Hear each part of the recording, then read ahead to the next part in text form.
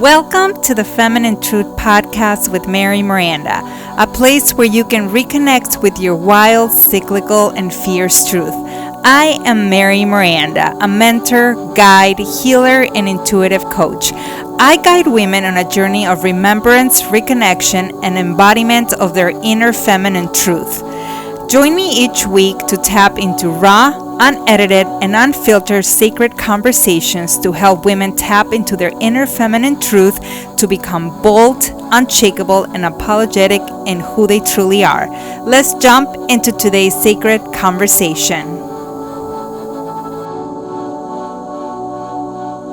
Welcome to another episode of Feminine Truth Podcast with your host, Miranda. Today, I'm bringing you an episode on choosing to be single, childfree, and celibate. And this is more of my own journey. So this is for a lot of the women who are in their 30s or late 30s, which is going to be a choice that a lot of us feel a lot of shame. Not only we feel the shame within ourselves, but like society shames us because we are single, we are child free and celibate. And obviously, we don't fit into the box of the societal expectations, what people tell us that we need to be married, we need to have children, we need to have all these things figured out by the time we're 30 or in our mid-30s. And if we don't have those things figured out, even closer to your 40s, you're a failure and people shame you for it. So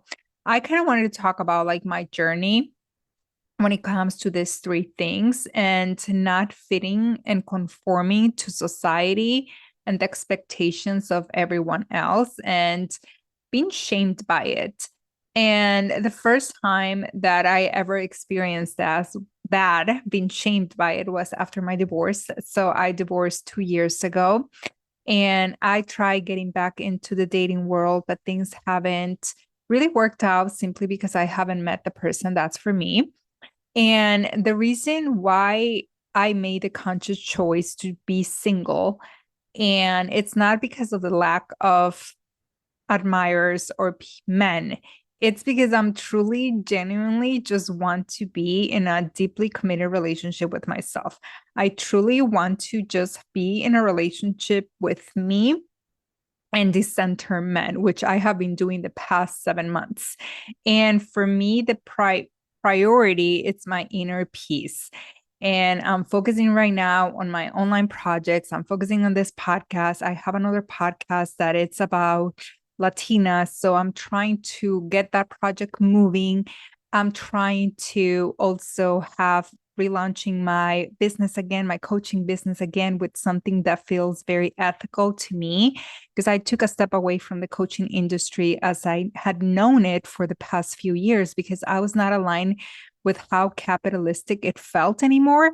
And I was not aligned with a lot of the marketing tools and things that I was taught. And I was just not aligned with where I was.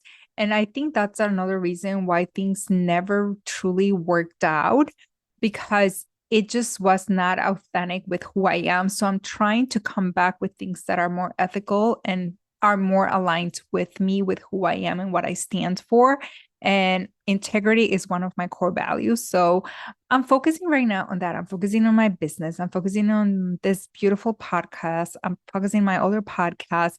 I'm just focusing on certifications that I'm doing, like just so many things that I'm trying to work on. And there's not enough time in a week for me to do everything that I can. So I'm putting all my time, energy, and effort in me, in my vision, in prioritizing my financial goals, prioritizing my business goals, prioritizing all of that, because I neglected that for so many years. And I think I should be doing a podcast of things I wish I had known in my 20s, but don't feel far behind if you are now in your mid 30s or like in your late 30s and you're still figuring things out, because a lot of times many of us still are. So that's another reason why I'm choosing to be single. I love having all the time to myself. I am not willing to share my time, energy, and effort into a relationship right now because I don't have the energetic capacity and bandwidth. And it just feels so good right now to pour everything onto me. And then when I do have time, I spend it with my beautiful niece and my older nieces, and my niece, the main one, which is Bella, because she's the eldest. And I see her a lot and I focus on my family. That's my priority right now. And also, like, I'm not gonna settle just for anyone. I'm not gonna just go out with anyone that is not aligned with me and that is not a soulmate connection, that is not what I desire. And my standards and my values and what I desire are actually extremely high right now, just because of what I have been through, what I have learned, the work that I have done on myself, that I am not willing to give that up, and I'm not willing to compromise. And I'm not willing to have anyone tell me that I'm too picky, that I'm too high maintenance, or that, which it's not even that. It's just that I've been through so much that I know what I deserve. I know what I desired, and I'm okay when it comes along right now. It's going to be at the right time, and I'm not going to risk also my mental health, my nervous system being dysregulated, my inner peace is just not going to happen. And I'm not going to risk how much work I have done on myself just for anyone. And I think like I don't want to say that I have a betting process because I don't like the sound and how that feels. But I do have a checklist of things that I desired. And the bare minimum for so many men feels like it's the end of the world. It feels like men are just like the bare minimum. They complain about it so much. The opening the doors, the pulling the chair, the paying for dates, the being a gentleman, chivalry, and all of that. Like, it has gone out the window for so many men that they don't think that that is just the bare minimum and like standard behavior and how you should treat a woman. That a lot of men think that they shouldn't be doing that. And as much as I am an intersectional feminist and I seek equality, there's things that are not okay when it comes to dating. And I'm not going to go for a 50-50 relationship. I'm not going to go for bare minimum. I'm not going to lower my standards. I'm not going to compromise my self-care, my mental health, my stability, my inner peace, my lifestyle. I'm not going to risk how much I love myself for anyone. I'm not going to risk so many things anymore just because I have not met the person that I know like it's the right fit for me. And I just haven't met someone that is on the same path as me, that is ambitious, that is driven, that is very supportive of my endeavors, that is not going to shame me, that is not going to make me feel bad because I want to create content, I want to record a podcast, or I want to create a TikTok. I don't need anyone shaming me for that, or because I want to take a nap, or because I'm doing self-care. Like, nobody has to have a say on that, because this is my life, this is my lifestyle. And I know that the right person, it's going to come one day and it's going to be amazing. But in the meantime, nobody has been worthy of me, and I need to be okay with that. And it's okay. Even if I'm single for the next few years, I'm going to be okay. I am emotionally unattached or detached to anyone. I'm so happy with who I am. I'm so happy where my life is going. I'm so happy with what I'm creating. I'm so happy with it's just so many things that are in the works right now, that makes me fulfilled. That makes me so happy. I'm fulfilling my own needs. I'm taking myself out on dates. Like, if I want steak, I either go and buy it and make myself a dinner here, or I go and take myself out on a date. But right now, the most important relationship that I'm working on, it's with myself, and that's every day. And it's also with my inner child. And I'm not going to compromise anything anymore. And I think there comes a time in one person, the last person that I sort of had an interaction with, that it was so manipulative and gaslighting to the point that I I wanted to prove myself that I could be in a relationship, that I have what it takes to be in a healthy, conscious relationship. And I wanted to make things work. So I bypassed a few of the red flags. I'm like, no, like this person said he's gotten therapy. This person said that he's done the inner work. And it just turned out to be that he had a lot of red flags. He turned out to be just a horrible person, in my opinion. And there was a lot of things that I was just like, I am not aligned with the way you treat me. I don't like the way you talk to me. I communicated that. And it got to the point that he would get so mad that I was creating content, that I was creating TikToks, that I wanted to spend time doing self-care. And it's just, he said something one day like, you have created a life where there's no room for a relationship. And I was like, well, yes, because I was not looking for a relationship. I was building my life. I was working on myself, and I was not interested in having a relationship when I met this person. And I met this person like out in the wild and off of dating apps. And I just thought, oh my God, like there's a coincidence. There's a reason why I'm meeting this person. And I I bypassed a lot of red flags because I really wanted to make it work. And when he would say things to me, there was a point that I was like, no, I know I can communicate. I know how to communicate. I've communicated well in my past relationships, and it's always a work in progress. But this person makes me feel like all these things that I don't like how it feels. And I ended up walking away because it was one, it was not aligned. Two, obviously I'm not going to compromise my standards, my values. I'm not going to compromise what I desire. I'm not going to compromise how I want to feel in a relationship. I'm not going to compromise anything like that. And for a few weeks I did, because I was still getting to know him. And this was only like 8 weeks. And at the third week, I started kind of like getting to know sides of him, parts of him that I just didn't like and I didn't respect and admired. And I was just like, and then he would go back to like being good and a gentleman. Then he would go, like, it was just like a lot of that. And I was just like, okay, like, who is this person? And it takes about, I say, a month, 2 months, 3 months. But the earliest is like the 4 weeks to get to know a person's true colors. So when that started happening, I just completely walked away because I was like, you know what? I deserve better. I don't like how this feels. And it got to the point that I felt a lot of fear. So that's another reason why I'm also like, you know what, like that experience, I'm gonna just release it and let it go. It was an experience, it was a learning lesson, but I know exactly what I don't desire. And I already did a podcast on this, like a few podcasts behind, and like red flags, non-negotiables, things like that to look for when it's time to leave a relationship, which is based a lot of this last interaction and things that I have learned. But if you know your standards, if you know what you desire, how you want to feel in a relationship, how you want to be treated, who you want to be in that relationship too, and it's so much easier to walk away when there's red flags, non-negotiables, deal breakers. It's so much easier when you really know that, to just walk away.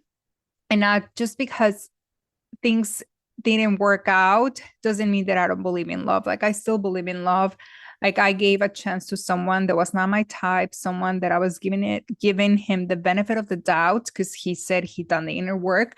And now I know that I'm not gonna put myself in that situation again. And yes, every person is different, but now I don't wanna enter something with someone that I'm not initially attracted to, because I used to like go just for like, okay, you know what? I'm not gonna care about the being attracted to him physically. What I care is about the inside. And those have never worked for me. So I need some type of physical attraction to begin with. So I I know that there was a reason why I met that person. And I'm so glad I walked away from that. I'm so glad it's been like close to 8 months now. And I'm so happy. I was never really heartbroken from him.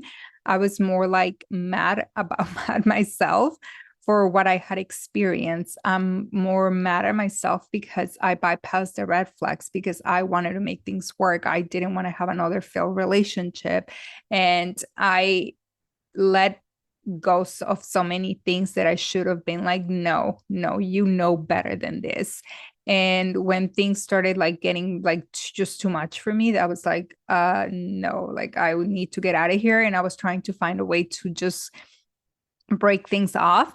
And it took a little bit longer than I would have liked. And I think that's one of the reasons why I was so mad, because I stayed longer than I should have. But we're past that and we're so happy now. And it's a huge lesson learned. So, yes, choosing to be single sometimes is the best thing. There were things I needed to heal. There are things I needed to work on within myself, which is like the boundaries, which is like non-negotiables, the red flags, deal breakers, like really get clear on those so it does not happen again. And there's also another thing that I noticed, that when you are a very sensitive person, you're very empathic, you're very understanding, when you have done a lot of this inner work, when you understand childhood trauma, when you understand like your inner child, the trauma, the attachment styles, you tend to be so considerate and understanding of people's past. So this person came to me and he just said something about his past, but he had done the inner work. That's what got me, that he said he had done the therapy and the inner work. And for me, it was just like, oh my God, like, yeah, of course, you went through all these horrible things. And even though you had this horrible past, you overcame it. And now you're this person, because he made it seem like he was like a highly masculine alpha male, whatever. And it turned out that it was nothing like that. It turned out that it was like a lot of misogyny, a lot of just like the red pill kind of like mentality. And I'm not aligned with that. So there's a thing that if you are too empathic, if you are too sensitive, you're too understanding, too compassionate, we need to be very careful with our boundaries and not be too understanding of people's past, especially men who say they have like a sort of past that you're not aligned with.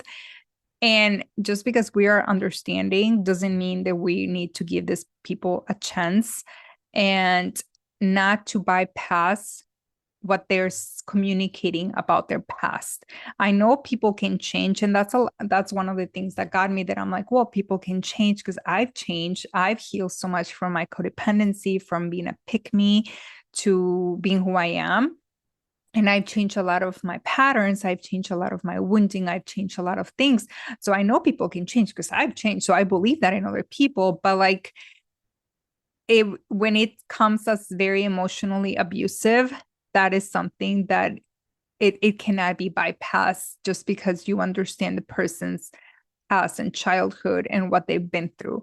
Never let your compassionate, sensitive soul and heart to be too understanding to the point that you are going to bypass shitty behavior and horrible people. So that's pretty much the piece of why choosing to be single, especially because I'm telling you my story. And it's like an empowering move, because people ask me, I'm almost going to in my late 30s. So a lot of people, like, they're like, is there anyone in your life? And it's just like, no, I'm choosing to be single. Now I say it, and it feels so good to be so proud to say it. And I don't care about people's shame. But like on social media, when you put this out there and they know your age, they call you're gonna be a cat lady. I'm like, no, because one, I'm allergic to cats and pet dander. I'm allergic to a lot of things. So like, no, I'm not gonna be a pet person. I know that for a fact. And I'm so happy with my decision.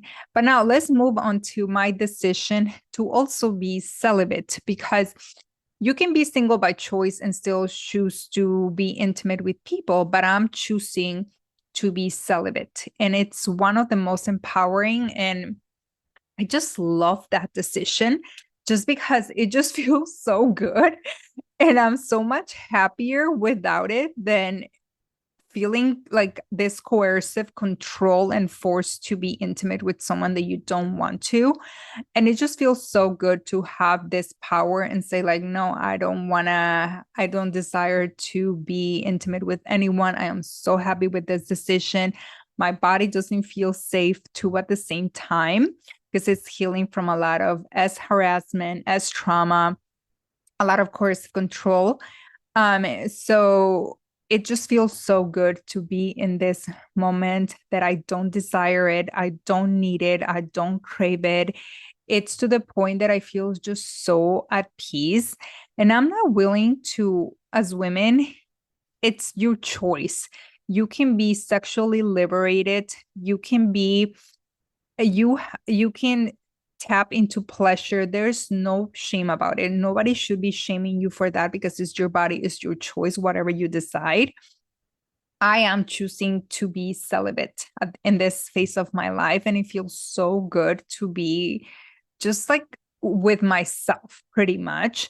And I am not willing to open my body to anyone unless it's in a deeply committed relationship. But like I said, I'm not ready for that. I'm not open for that right now. And it's not because I have my heart closed, it's just because I don't have the energetic capacity and bandwidth to be in a relationship at this phase of my life.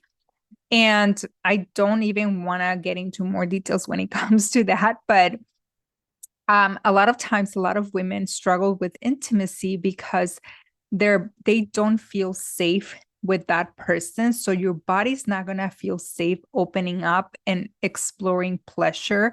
And a lot of times men are so selfish that they don't care about prioritizing the women's pleasure and her and giving to her. It's all about receiving for them. And men need to put themselves more in the giver role and make sure the woman is pleased, because there's a lot of women there faking things. Okay. So if you are not feeling confident and opening up and enjoying intimacy, it's also because your body doesn't feel safe. Your body doesn't feel safe either. You have something that's happening. Maybe you don't feel safe in your own body. Maybe you don't feel safe with this person, opening up to this person. So a lot of times it's like, let's take a step back. Let's be celibate if that resonates with you and explore what is going on.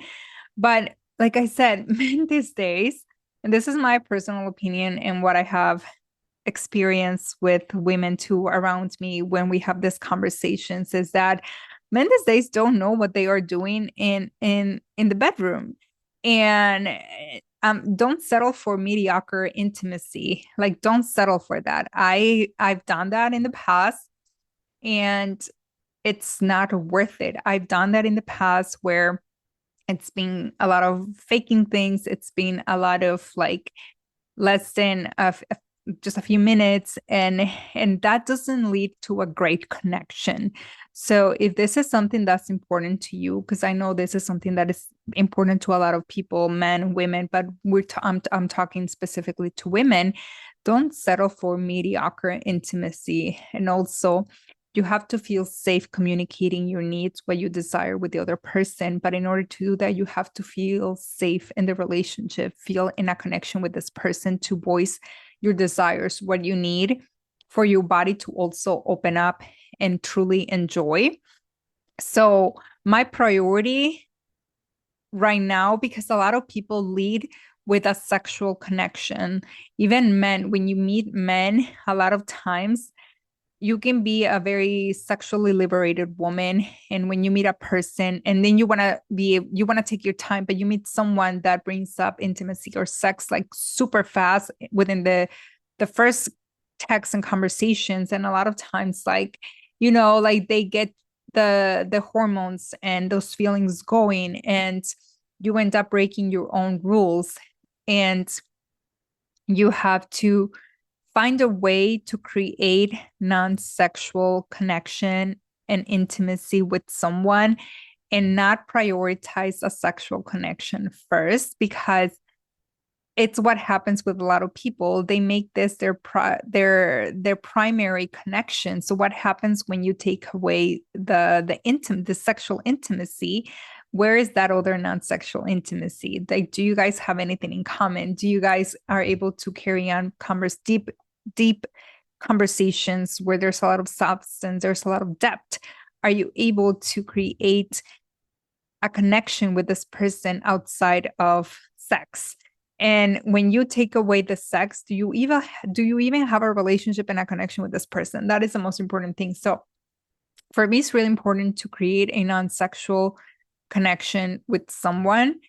And when that happens, I am going to be happy because I need a lot of like communication. I need a lot of depth. I need a lot of substance. I need to have a lot of things in common. This is why when I meet someone, I know, like, knowing what you desire, knowing what you want, your values, your standards, having a checklist, knowing your non-negotiables, your deal breakers, your red flags is so important because you can ask deeper questions. And if that person is not stimulating you emotionally and mentally, and you're not able to create this connection outside of like sexual talk, then what kind of connection do you have, so it's also up to you. But there's no shame if you just want to have like intimacy with no strings attached.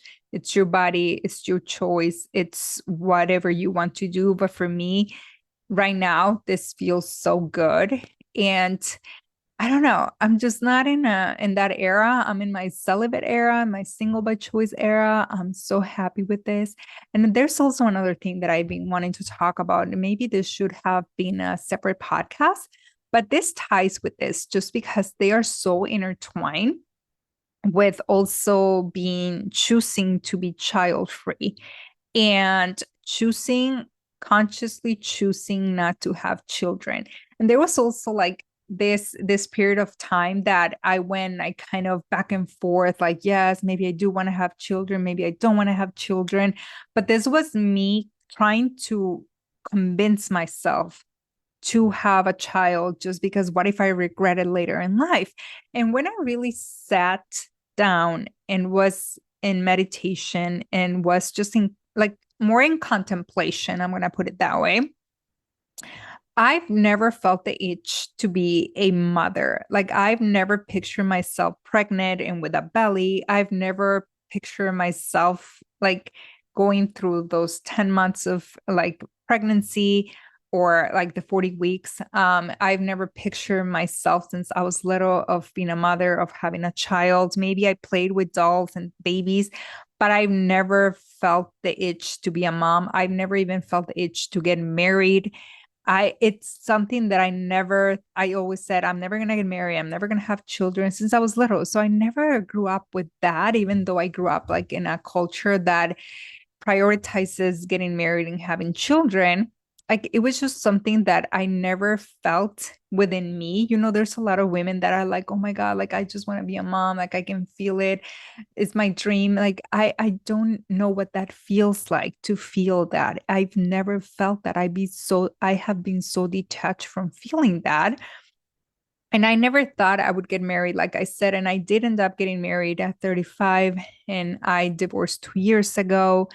And I'm happily divorced right now. And I do have a connection with him. It's very amicable. It's very great. But there was a moment when I had surgery. I had a uterine tumor. It was 9 centimeters in diameter in my uterus. And it got to the point that I needed to get it out. And it was to the point that the surgeon is like, okay, I'm not going to know what's going to happen. You could end up getting a hysterectomy. And I only have one ovary. I lost my right ovary in 2006, so I only have the left one. And I was so afraid that, oh my gosh, if I lose my uterus and the only ovary, I'm going to lose any chance to be a mom. And this was 5 years ago. And I was so terrified because I'm like, what if I actually do want to be a mom? But I'm like, but I never had the itch. But it was like this pressure that I needed to, if they save my uterus and my ovary, then I need to have a child. Like, this is my only chance. Otherwise, something could happen later on and I'm not going to be able to have children. And I was just like under so much pressure trying to make this huge life altering, life changing decision. The surgery happened. That's when I was diagnosed with endometriosis. I never knew I had endometriosis. I knew I had a horrible period, to the point that I would go to the ER from pain, and I would be crawl in a ball, like in pain. And the surgeon said, well, you have endometriosis, but the tumor's out. We clear the endometrial tissue. We clear everything. So this is a perfect time for you to have a child. And this is before I got engaged too.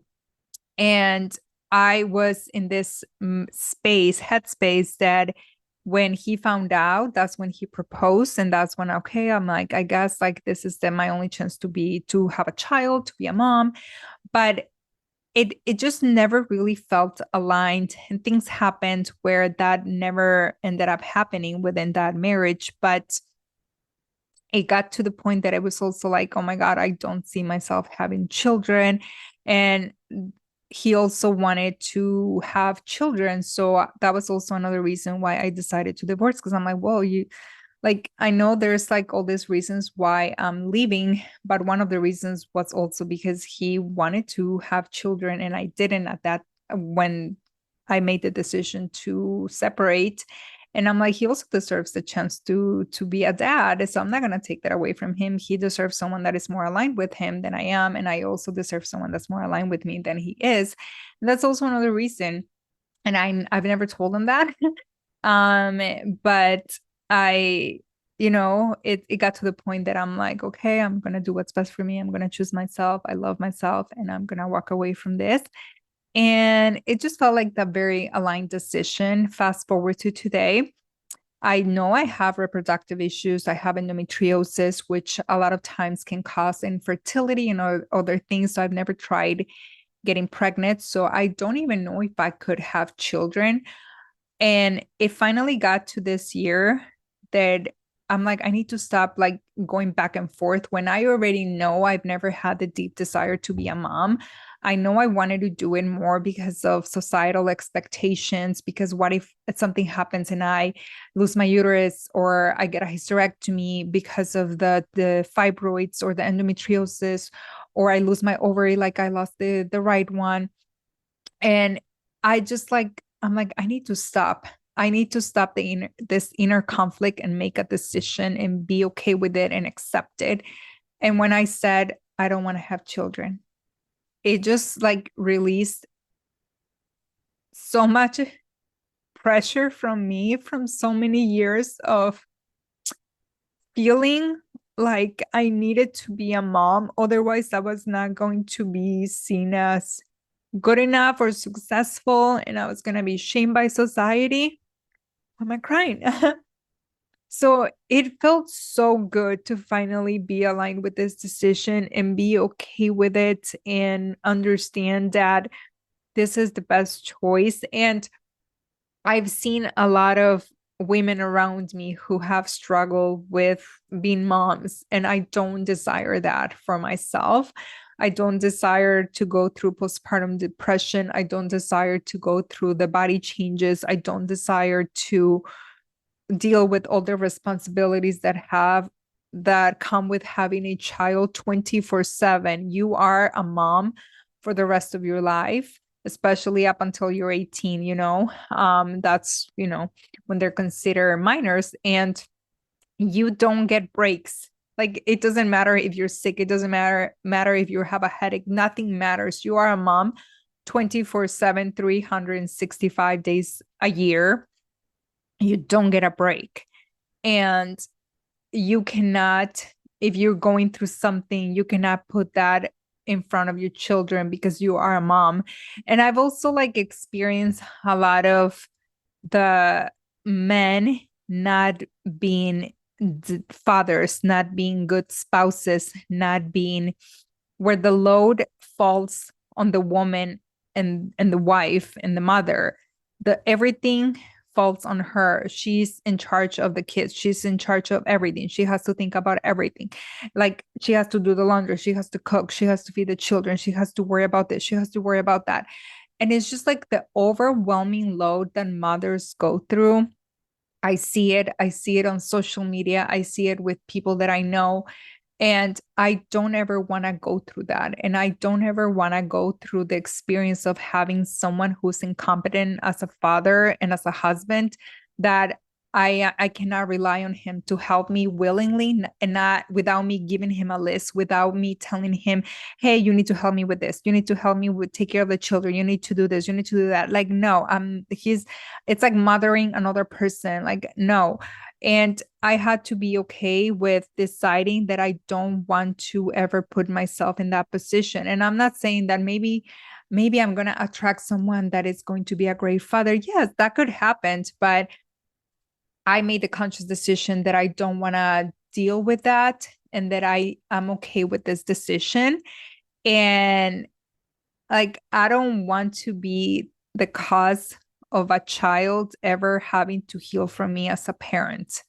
I don't, just the thought of me raising a child and traumatizing that child without me even intending to, emotionally neglecting one day because the kid was trying to say something to me and I was on the phone and I was not paying attention, and maybe he or she thinks that I neglected him, feels unseen, unheard, not enough, unworthy, and then he carries or she carries those wounds through adulthood.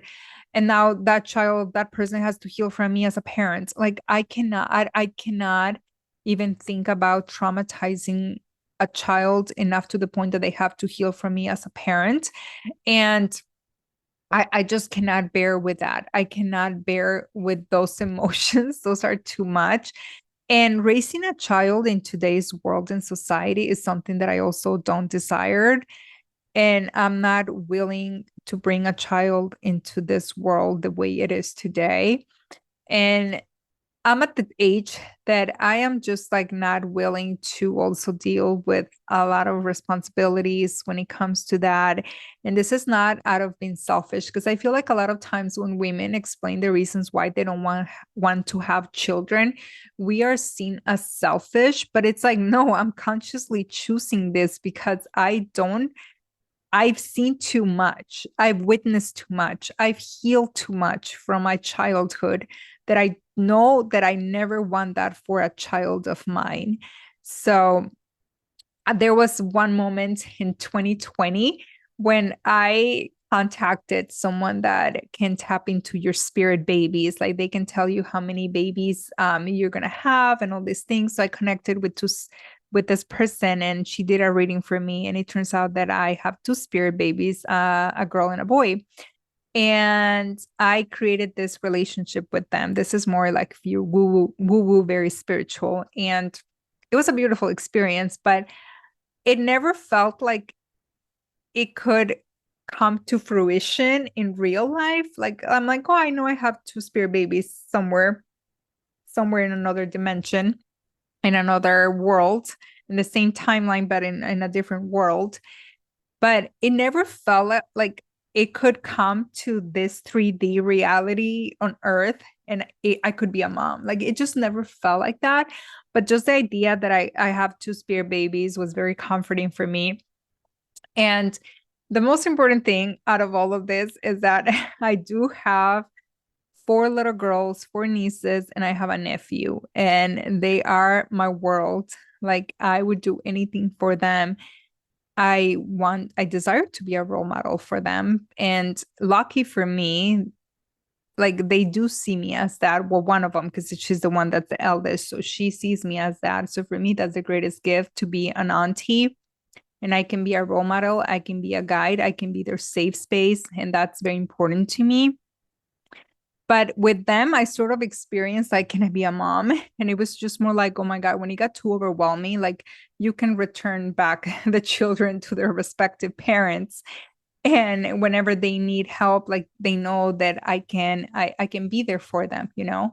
So that was like one of the things that I know, that I am very maternal. I do have a lot of this mothering, nurturing energy, but it just never felt within me that I could be pregnant. I just cannot even visualize it. I tried visualizing it so many times and it just never happened. And when I was so rooted into this decision and I said, no, it's not something that I feel.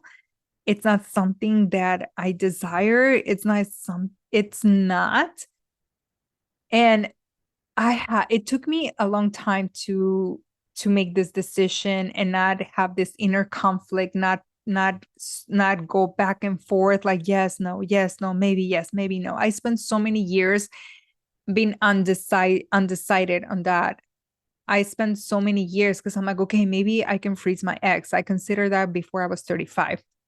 And it's so expensive to freeze your eggs. But I'm like, I'm like, do I really want to go through with this? I consider that just because, like, and even before my niece was born, I did date someone who had a child. So I was sort of like a stepmom for like 4 or 5 years.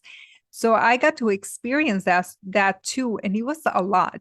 It was so much because I pretty much had her every weekend because he was a workaholic. Whenever he had her, I pretty much was the one who like took care of her. So I got to experience that bond, and that was a beautiful bond. So when we broke up, when I broke up and I left, I was heartbroken. I was heartbroken for her because I miss her because she was part of my life, but she was also heartbroken. And I never want to put a child in that situation. And this is another reason why I don't want to date someone who has children. I don't want to date single dads, single fathers. I don't want to date a man who has children because I don't want to put a child through that.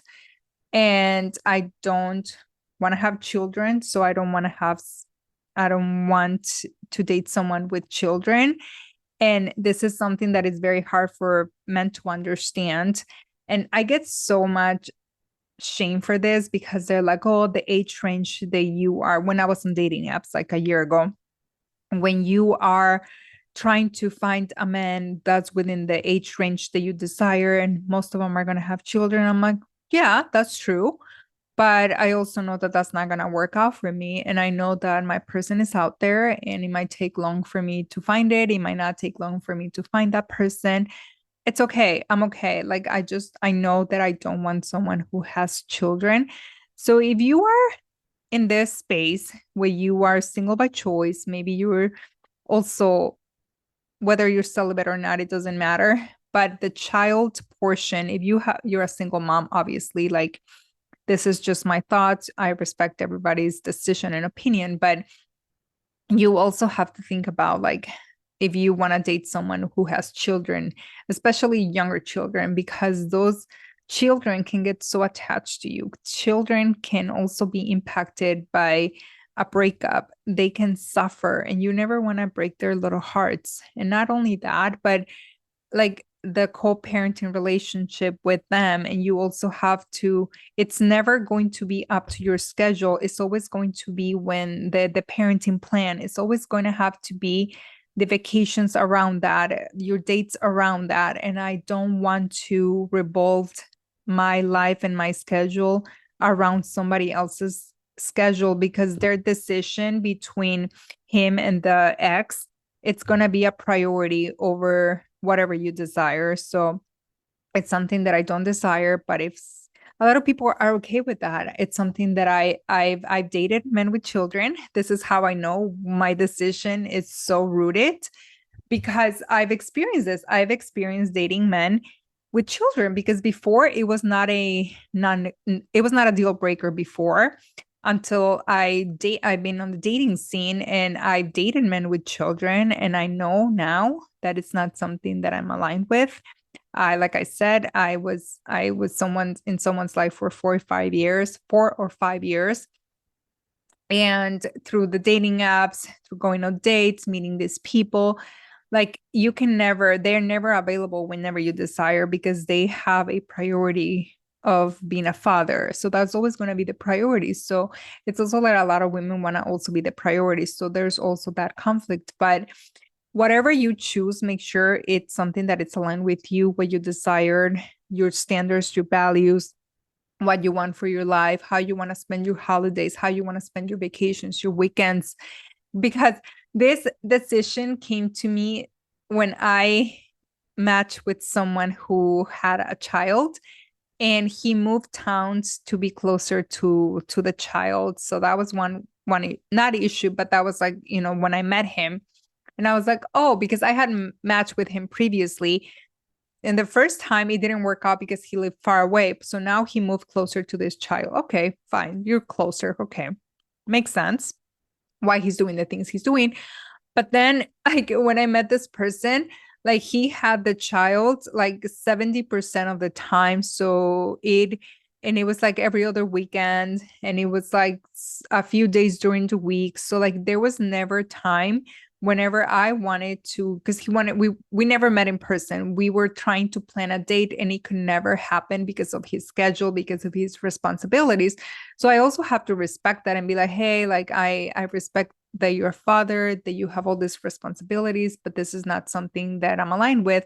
And this is the person that said to me, well, you're never going to find someone around the age range that you desire without a child. And I've met people that I did like there are I like good candidates without children, just that there were other things that didn't align with me. So then I know they exist. So make sure you get very clear on what you desire, get very clear, and think about the future when you date these people. And this is why you have to date with intention, and you have to know, I cannot stress this enough, that you have to know your standards, your values, have a checklist, your non-negotiables, your deal breakers, your red flags. You have to know your vision for life, what you desire for your life. Is this person aligned with that? Does this person have these qualities?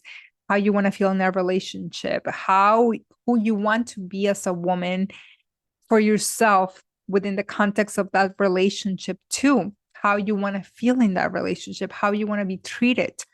This is so important. Do you want to date someone with children? If it's okay, amazing. If it's not, be very rooted and don't let anyone shame you for your reasons. And whomever calls you a cat lady, or you're gonna die alone, like, you know what, it's so much better to be alone and be probably a cat lady, something that I'm never gonna be. But it's probably so much more than dating shitty men and dating people who are more on the situationship spectrum, or dating people who just make you cry. It's so much better to choose to be single and celibate and child free than to deal with all those men. Like, just focus on you, focus on your goals, focus on who you want to be every day. Like, you're worthy and enough as you are, but you can always strive to be someone better. You can always like desire to be someone better, or not. You can be completely content and happy with who you are right now, and that's completely fine. You don't have to be here like trying to be your best version every day, trying to hustle, trying to elevate. And no, you can be completely content and happy where you are, not even desiring to climb up the ladder in your job, not even desiring to be anything else, and just be at peace with your decision. Like, I know what I desire for my life, and I know that I'm not gonna settle for anyone less than what I desired. And I'm not going to compromise any of my values, my checklist, nothing anymore. And I haven't felt better in the last like 7, 8 months since I've made the decision to be single, celibate. And this year, when I was very rooted in being child free, that was like a huge weight off my shoulders, and just be content with where I'm at right now, being accepting of my reality right now while working for my future goals and focusing on me. And it's just so much better, because when you are too much centering men, when you are always thinking about meeting and dating and you don't take time for yourself, like, it's going to be so much easier to self-abandon when you are in a relationship. So you also have to prioritize the relationship you have with yourself, create that intimacy with yourself, that like emotional intimacy, mental intimacy, like really get to know you in body, mind, and soul, and prioritize that relationship over any other relationship that you would ever have. Focus on you, focus on your goals, focus on loving yourself even more, focus on, if you need to heal some stuff, like heal whatever it needs that you need to heal. If you're fine with where you are, like accept that, but enjoy your life. I'm working on that. I'm working on being more present every day. I just quit caffeine, so I'm so happy today. It took 3 weeks to decrease the milligrams, because I didn't want to like quit cold cold turkey. So today, this week is finally no caffeine. So I'm working on healing my hormones even more. I'm focusing on my health. I'm focusing on my finances. I have so many things. Like I have a list of goals. I have a list of things where I desire my life.